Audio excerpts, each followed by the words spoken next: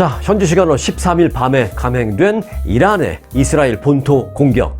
물론 한 10여일 전부터 계속해서 계속 천명을 하면서 보복 공격을 천명하면서 일찌감치 예상돼 왔던 그런 일이긴 합니다만은 이 전 세계에 미친 긴장감은 대단했습니다. 물론 지금도 이 긴장감이 완전히 사라졌다고 볼 수 없고요. 계속해서 긴장 속에 주시를 해봐야 되는데, 자, 오늘 이 소식을 좀 상세하게 전해드리려고 합니다. 여러 가지 의미 그리고 분석, 앞으로의 전망 등을 좀 전해드리려고 하는데, 이 한 가지 주제 이슈와 관련해서 시간이 좀 길어진다라는 생각이 들지언정 함께 이 시간을 좀 함께 해주시길 바라겠습니다. 이 내용을 알기 쉽게 좀 풀어드리려고 합니다. 이란, 이스라엘, 미국까지 서로 자기네들이 이겼다, 승자다라고 말하고 있는데, 도대체 한 가지 사안을 놓고 어떻게 상충되는 이 두 개, 세 개 나라가 다 승자래? 말이 안 된다라고 생각하실 수 있는데, 왜 그들이 그렇게 서로 승자라고 외치는지에 대한 분석까지 좀 자세히 해드리겠습니다.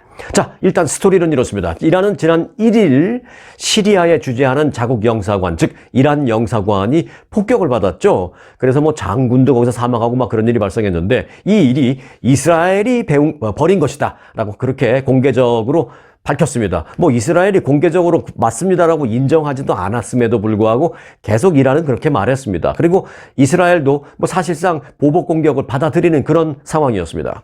예고됐던 그런 공격임에도 불구하고 전 세계가 긴장했던 것은 이란이 이 지역 정세에 결정적인 영향을 미치는 중동의 강대국이기 때문입니다. 이 사태가 또 어찌 자칫 확전이 돼버리면 미국은 물론 한국 등등 여러 나라가 전 세계의 경제가 큰 타격을 받을 수밖에 없기 때문입니다. 우리 모두가 직접적인 타격을 받을 수 있는 그런 상황이기 때문입니다. 자, 이번 심야 공습은요, 1979년도였죠. 그때 이제 혁명으로 이란의 이슬람 공화국이 들어섰는데, 그 이후에 이스라엘을 향한 첫 번째 본토 전면 공격이었습니다. 이란이 이번에 이스라엘에 공격을 한 이유는 어디에 기초를 하고 있느냐? 이슬람 율법에 기초를 하고 있습니다. 이슬람 율법에 왜 다 잘 아시는 눈에는 눈, 이에는 이, 이런 게 있지 않습니까? 그거는 이제 이슬람 용어로 키사스 원칙이라고 하는데, 그 키사스 원칙에 따라서 우리는 한 것이다 라는 그렇게 발표를 하고 있습니다. 명분이 그거죠. 자, 이란은 이번 공격을 이스라엘의 범죄 처벌을 위한 진실의 약속 작전 이라고 이제 이름을 붙였습니다. 지난해 이스라엘과 팔레스타인 이슬람 무장정파 하마스 있죠. 지난해 이스라엘과 하마스 간의 그 전쟁 발발 이후에 이어진 이 중동의 이처럼 위태위태한 정세 때문에 이란이 그러면 이번 이스라엘과 여러 가지 전쟁에 직접적으로 개입하는 것이 아니냐, 이번 사태를 계기로 해서 이런 걱정이 많이 나오고 있던 게 사실입니다. 지금도 그 걱정이 완전히 사라진 건 아니고요. 그래서 이스라엘의 그 선제 공격에 대응하는 차원인데도 불구하고 이렇게 확전되지 않을까라는 이런 게 이제 걱정이 됐었는데, 일단 지금은 살짝 좀 안심되는 부분도 없지는 않습니다. 자, 그래서 살짝 안심되는 지금 쉬어가는 차원에서 이 상황을 좀 우리가 분석을 해봐야 되겠다. 분석할 수 있는 여유가 조금 생겼다. 그런 말씀을 드리겠습니다. 자, 이란이 자국 영사관 폭격을 받은 것을 계기로 이 어지러운 중동 전세에 본격적인 어떤 플레이어로 참전하게 되는 것이 아니냐라는 그런 걱정이 있었는데, 1973년이었죠. 그 시리아와 이집트의 그 이스라엘 침공. 이것을 계기로 시작된 그 4차 중동 전쟁에 있었는데, 그게 이제 벌써 50년 전이었습니다. 그러니까 50년 만에 이 중동 지역에 제5차 중동 전쟁이 터질 수 있다라는 위기감 때문에 상당히 주말 동안에 아주 걱정스러운 그런 시간을 우리는 모두 보냈습니다. 이란은 이스라엘에 대한 그 공격 과정에서 군사시설만 겨냥했다, 이렇게 이란 국영TV가 보도를 했습니다. 이란 그 얘기는 뭐냐면 민간인을 우리가 해칠 생각은 없다라는 거예요. 바꿔 말하면 어찌 보면 확전시키지 말자라는 어떤 메시지이기도 합니다. 자, 이란 혁명수비대는 현지 시간으로 13일 밤 미사일과 드론을 이용해서 그 이스라엘 내부의 목표물을 성공적으로 타격했다라고 주장했습니다. 그런데 이상한 건 이에 대해서 이스라엘은요, 무슨 소리? 대공 방어 시스템을 통해서 우리는 이란이 보낸 그 수백 기의 미사일을 다 막아내고 우리 사실 별다른 피해 없이 완벽하게 막아냈다. 무슨 소리 하냐? 우린 피해 별로 없어. 이렇게 말하고 있습니다. 자, 이란이 발사한 드론과 미사일이 총 한 300기가 넘는 것으로 알려지고 있는데요. 이란이 발사한 그 보낸 드론은요, 미국이 파견한 항공모함에서 또 대부분 그 드론은 파괴시켰다라고 하고, 또 이란이 쏜 그 미사일 수백 기는 이스라엘의 그 아이언돔에 의해서 다 공중에서 격파된 것으로 알려지면서 사실 이스라엘이 밝힌 바에 따르면 피해가 거의 없다. 피해가 미미하다. 이렇게 평가하고 있습니다. 어찌 보면 이란으로서는 좀 자존심 상할 수도 있는데 이란은 또 이에 대해서 뭐 크게 되받아치면서 무슨 소리 피해가 엄청나게 일으켰다 뭐 이렇게 하지 않고 있습니다. 왜? 자칫 이것이 확전될 수 있기 때문에 서로 요쯤에서 조심하는 것도 있을 수 있습니다. 자, 이스라엘의 그 아이언돔 단거리 미사일, 중거리 미사일, 요격 방어 체계를 말하고 있죠. 누군가 이스라엘 본토를 향해서 미사일을 쏘면 바로 요격을 시키는 것을 공중에서 다 깨버리는 거죠. 그래서 이제 아이언돔이라고 하는데 그 아이언돔과 고고도 미사일 요격 체계인 에로 2, 3 그리고 중고도 요격체, 이스라엘이 이렇게 방어 시스템이 굉장히 잘 되어 있습니다. 이 중고도, 아주 고고도 말고 또 중고도 요격체계, 미사일을 이스라엘을 공격하는 미사일에 여러 종류의 미사일이 있을 터이니까 뭐 단거리 미사일도 있을 수 있고 또는 고고도 굉장히 높이 뛰어서 내려오는 것도 있을 수 있고 또는 뭐 중고도 미사일도 이 세 가지에 대한 요격 체계를 이스라엘은 지금 다 갖추고 있어요. 그래서 예를 들어서 이제 뭐 중고도 요격 체계에는 데이비드 슬링이라고 합니다. 뭐 데이비드 슬링 이거는 뭐냐면 다윗의 돌팔매 아시죠? 성경책에 나오는 거 다윗이 그 돌팔매를 이용해서 거물을 쓰러뜨리지 않았습니까? 그래서 그 다윗의 돌팔매라는 이름이 데이빗의 슬링이라는 것인데 그 데이빗 슬링이라는 이름의 중고도 요격 체계도 있습니다. 아이언돔만 있는 게 아니라 이렇게 엄청난 방어 시스템을 이스라엘이 갖추고 있는데 그 방어 시스템을 100분, 10분 활용해서 다 막아냈다라는 겁니다. 아이언돔은 레이더와 첨단 추적 기술 등을 활용해서 이스라엘로 날아오는 그 로켓 등의 궤도를 막 따라가서 추적해서 공중에서 팡 파괴시켜버리는 요격 시스템이 이제 아이언돔인데 이 아이언돔이 이번에 완벽하게 작동을 했다라는 자체 평가입니다. 물론 미국도 인정하고요. 미국이 또 재빠르게 공동 대응을 했는데 이 문제도 이스라엘이 큰 피해를 막아내는데 큰 일조를 했다라는 분석입니다. 자, CNN 방송은요, 이 지중해에 파견된 미군 구축함이 70대 이상의 그 드론과, 이란이 보낸 드론과, 그리고 최소 3기 이상의 거대한 탄도미사일을 미국이 이스라엘 대신에 격추시켜줬다. 그렇게 보도를 했습니다. 이란의 그 보복 공격으로 대규모 확전 우려가 나오고 있었습니다만은 7시간 만에 이스라엘 영공이 다시 열렸습니다. 이 영공이 열렸다라는 것은 뭐냐면 비행기 다시 다녀도 돼! 라는 얘기입니다. 전쟁이 발발했다라는 그 즉시 이스라엘 영공은 전투기 외에는 군사 비행기 외에는 민간 비행기는 절대 못 다니게 이스라엘 영공은 완전히 막았잖아요. 그런데 7시간 딱 지나면서 이스라엘은 영공을 다시 열어버렸습니다. 왜? 안전하다라는 것입니다. 우리가 다 공중에서 요격시키고 더 이상 없어. 열어. 비행기 다녀도 돼. 여객기 다녀. 이겁니다. 7시간 만에. 얼마나 이스라엘의 그 방공 요격 시스템이 잘 돼 있는지를 어찌 보면 이번에 좀 전 세계에 보여준 그런 그런 계기가 됐다라는 분석도 할 수 있다고 생각합니다. UN 주재 이란 대표부도요, 이번 드론 발사를 끝으로 해서 이스라엘에 대한 추가 보복은 없을 것이다. 이렇게 선언했습니다. 이란 측도, 자, 우리가 드론도 보냈고, 미사일도 보냈는데, 우리의 공격은 일단 이걸로 끝. 이렇게 말했어요, 이란도. 뭐, 물론 하지만 긴장감은 지속될 수밖에 없는 게 사실이죠. 뭐, 그 말을 다 믿을 수는 없으니까. 자, 미국과 국제사회가 확전 반대 입장을 지금 명확히 하고 있지만 이스라엘이 재보복을 할 수 있다라는 가능성 때문에 이제부터 이제 확전이 될까 아닐까 이 공은 이스라엘로 넘겨져 있는 상태입니다. 왜? 물론 성공적으로 방어를 했지만 일단 공격을 받은 차원은 또 이스라엘이기 때문에 자, 이제 이스라엘이 이제 어떻게 할까? 이제 공을 넘어가 있는 상태입니다.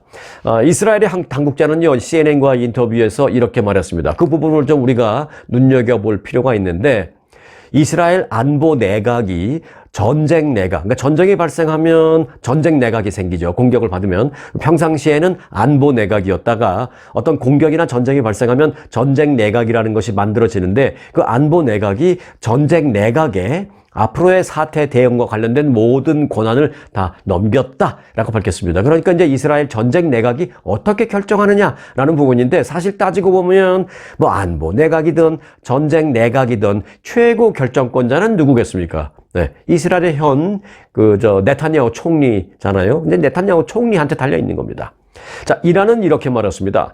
이스라엘이 이란 땅에 군사 공격을 가할 경우에 2배의 전력으로 대응하겠다라고 일단 맞대응을 해놓고 있는 상태입니다. 그러니까 이스라엘 전시 내각이 공격하려고 다시 또 보복하려고 그런 거 하지 마 하면 또 우리도 한 말이 있기 때문에 뱉어놓은 말이 있기 때문에 2배로 공격해야 돼. 그럼 너희는 또 3배로 할 거 아니야. 우리는 또 6배로 해야 돼. 뭐 이런 얘기니까 그만하는 게 어때? 약간 이런 메시지도 있습니다.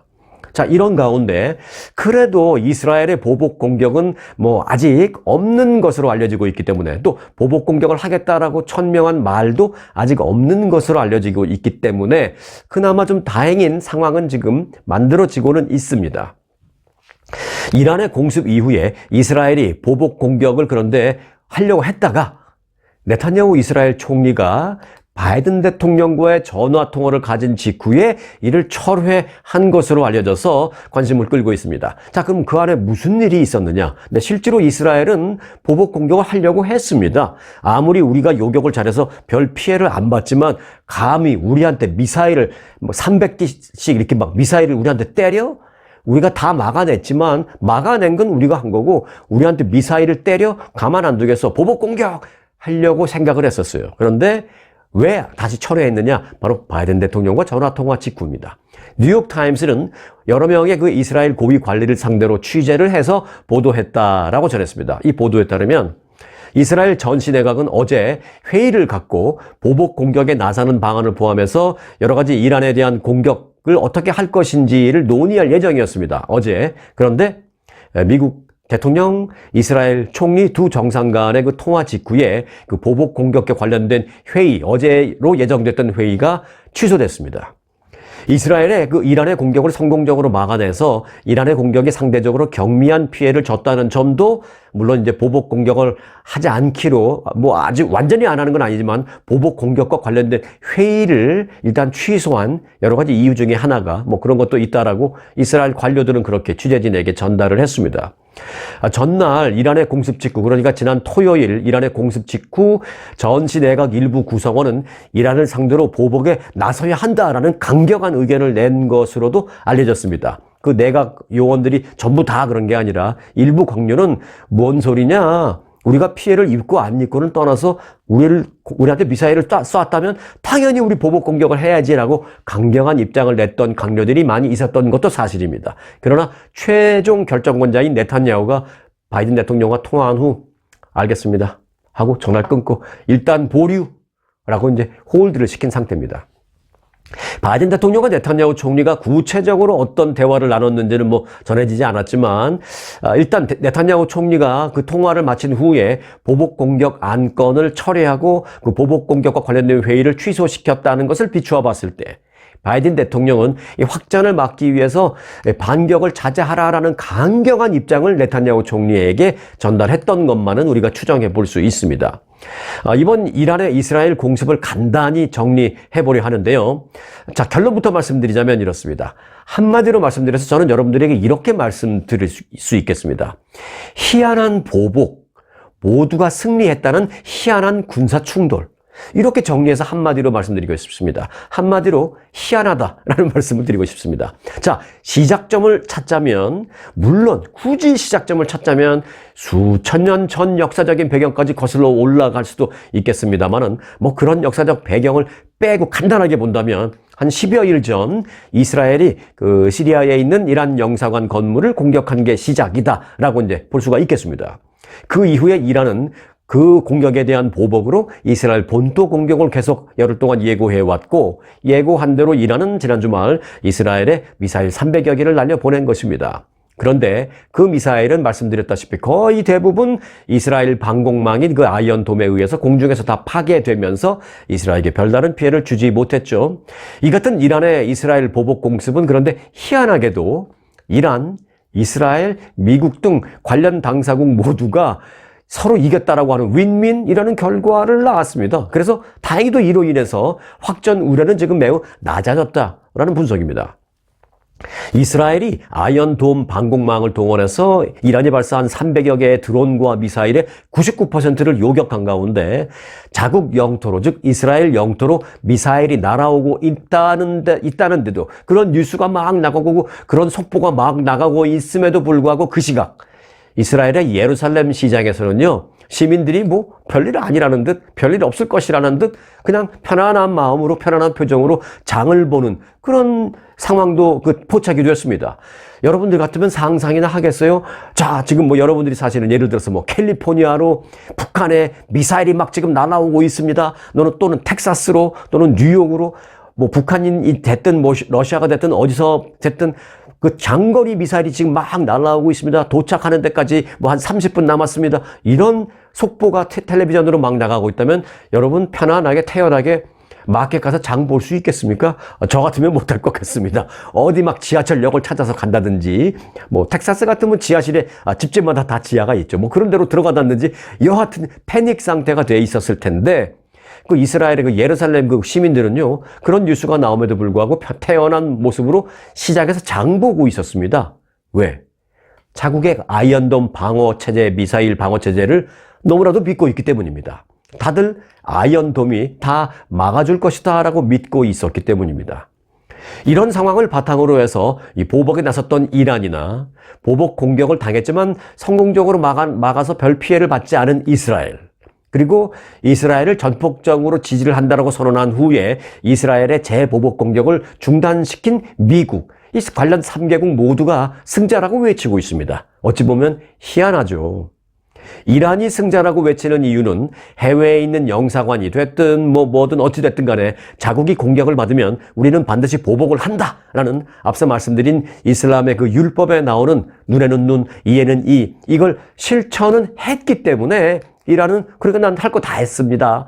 율법대로 했습니다. 라는 마음에서 승자라고 외치는 것이고, 이스라엘은 지난해 10월 보잘것없는 군사력을 지닌 하마스의 기습 공격에 심각한 피해를 입으면서 좀 체면을 구기는 면도 있었잖아요. 그런데 이번 이란의 보복 공습을 완벽하게 막아내는 모습을 보여줌으로써 어떻게 보면 역설적으로 탄탄한 자국의 군사력, 방어 시스템을 전 세계에 보여준 겁니다. 이스라엘이 여전히 중동 지역에서는 최고 수준의 군사력을 가진 나라다라는 점을 보여준 계기가 됐다라는 면에서 또 이스라엘은 그런 면에서 우리가 승자야라고 외칠 수 있는 것입니다. 사실 뭐 이스라엘이 그렇게 외친다는 건 아니고요. 이스라엘은 공식적으로 그렇게 말한 적은 없고 바이든 대통령이 이스라엘 네타냐후 총리한테 그렇게 말했습니다. 당신들이 승자야, 네가 이긴 거야 라고 얘기한 겁니다. 자, 바이든 대통령이 원하는 바대로 된 것입니다. 어찌되면 그 순간만큼은. 실제로 바이든 대통령은 네타냐후 총리와 그 전화통화에서 어찌됐든 당신들 이스라엘이 먼저 이란 영사관을 폭격한 것은 사실 아니겠느냐. 그러니까 이란으로서는 그에 대한 보복 공격을 할 것이라는 걸 당신들도 알고는 있지 않았느냐. 그런데 당신들은 그 보복 공격을 받고도 거의 피해를 입지 않고 다 잘 막아내지 않았느냐. 막아내지 않았느냐. 그럼 된 거 아니냐. 당신이 승자야. 이쯤에서 재보복으로 이어지는 그런 확전은 하지 마라. 필요 없지 않겠느냐?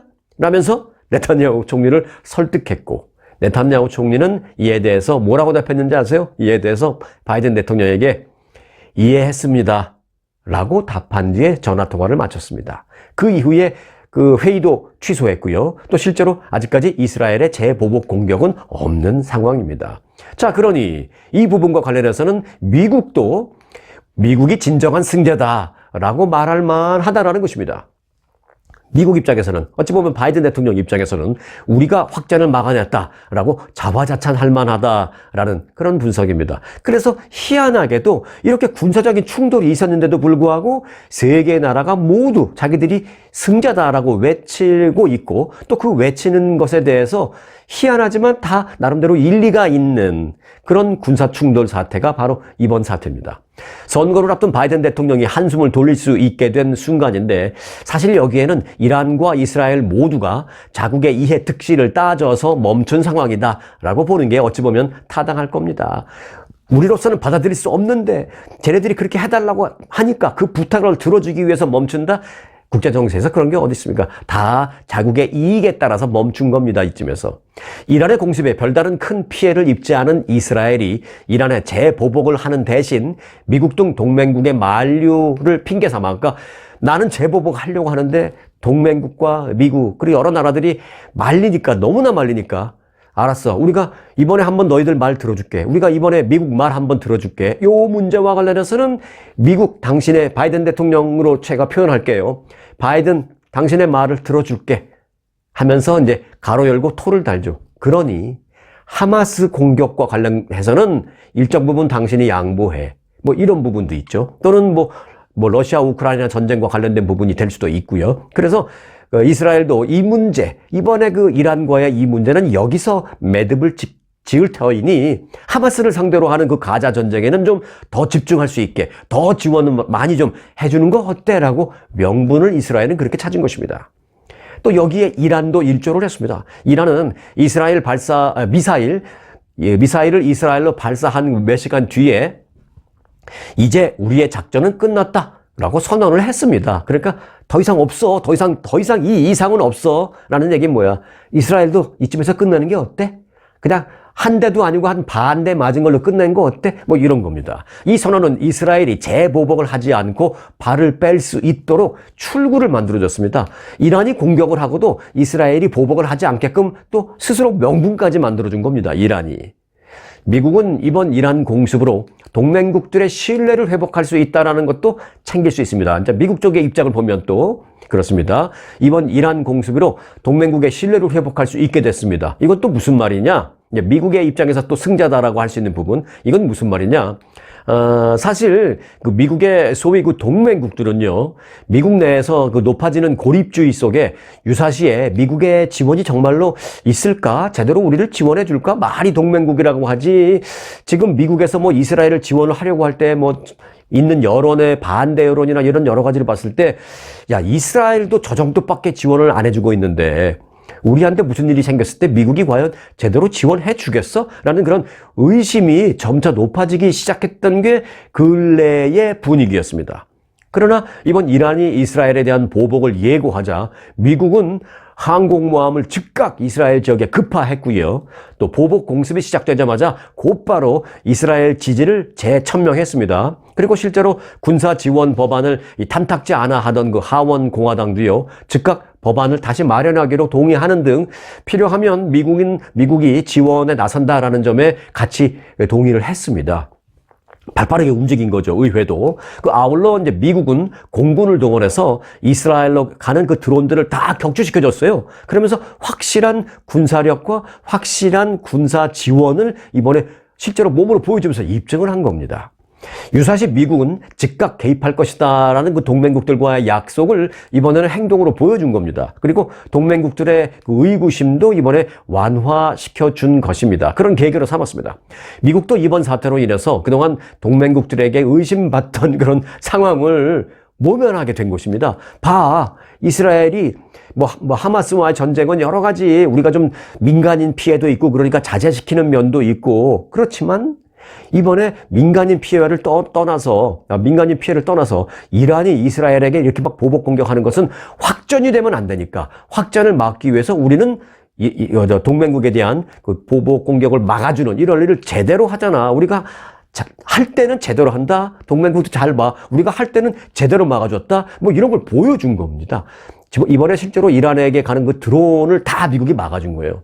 그러니까 이제 이란, 이스라엘, 미국 이 모두가 각자가 승자라고 외치는 이유가 다 나름대로 각자의 명분은 있는 겁니다. 자, 그런데 저는 개인적으로 이렇게 생각합니다.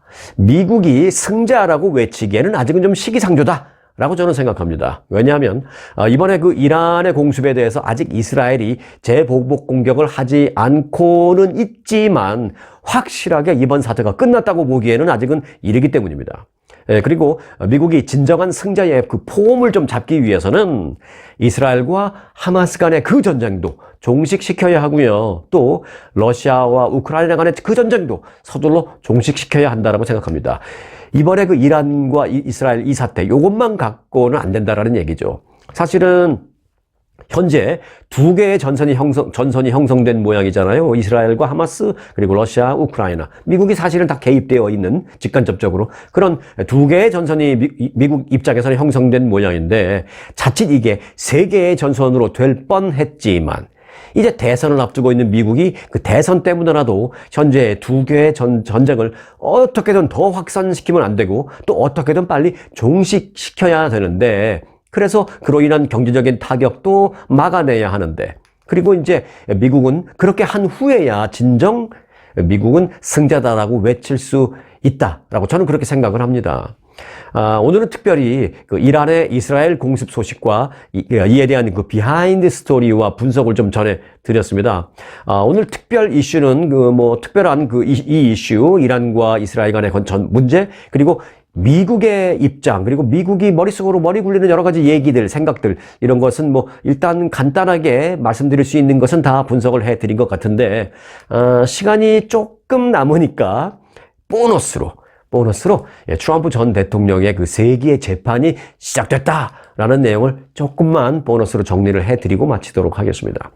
자, 공화당의 대선 후보인 도널드 트럼프 전 대통령이 지난 2016년 대통령 선거를 앞두고 당시 그 성추문을 막기 위해서 입막음 돈을 지급했다라는 그 의혹과 관련된 혐의, 그 혐의와 관련된 재판 드디어 시작됐다라는 말씀을 드립니다. 언제부터? 오늘부터요. 초특급 아주투어 모국 관광, 우렁쌈밥, 대통밥과 꼬막 정식, 대명 롯데호텔 저녁 만찬 뷔페, 초특급 호텔과 호텔 식사로 모시는 아주 투어, 세계 7대 자연문화유산 제주, 아주만의 초특급 롯데와 신라호텔, 금수강산 그리운 추억, 부산 해운대, 경주 설악산의 모국 관광, 친절하고 재밌는 가이드는 아주의 자랑, 먹기행, 맛기행, 호텔도 최고, 식사도 최고, 모국 관광은 역시 1등 아주 투어. 자, 그래서 오늘부터 재판정에서 본격적으로 재판이 시작됩니다. 우선은 배심원부터 선정을 합니다.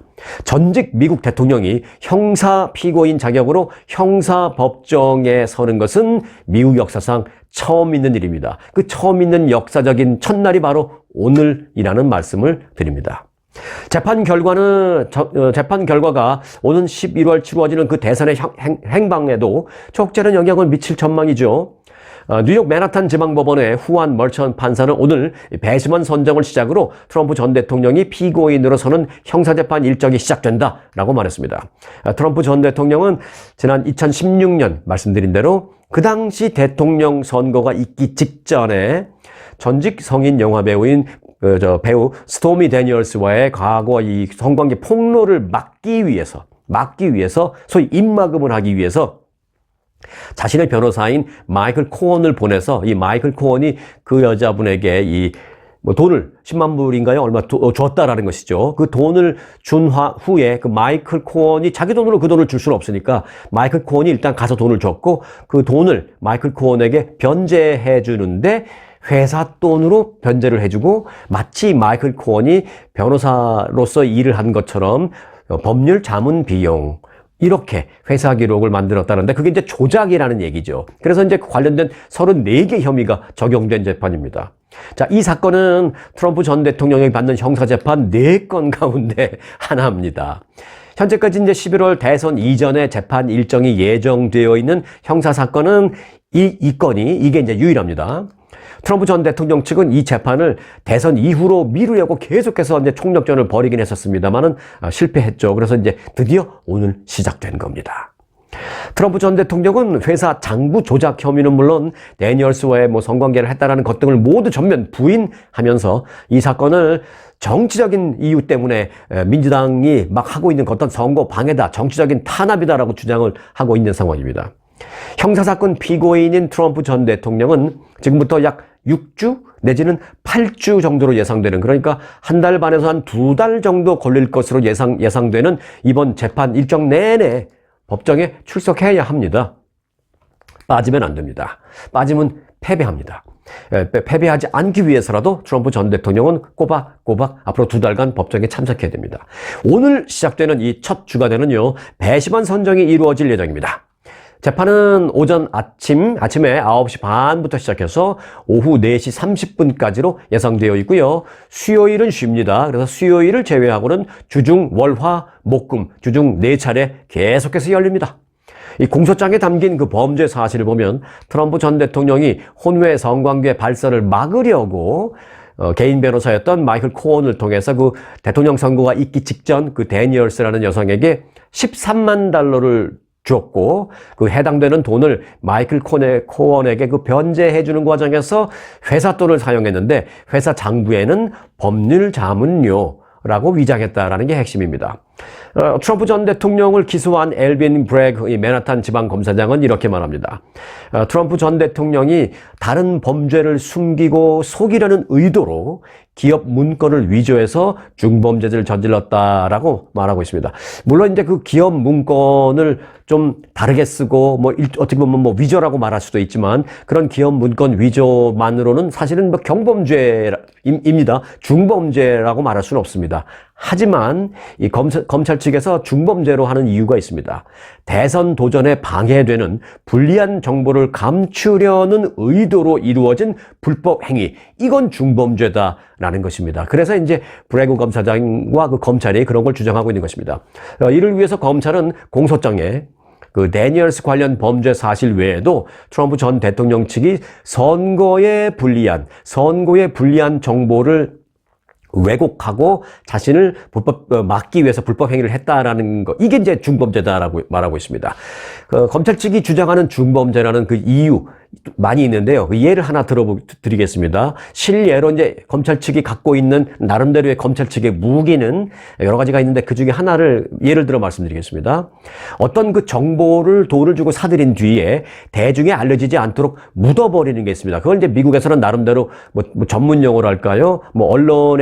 언론과 그 법조계에서 하는 용어가 있는데, 그게 뭐냐면 catch and kill이라는 겁니다. catch라는 것은 이제 잡는다는 뜻이고, kill은 없애버린다라는 것이죠.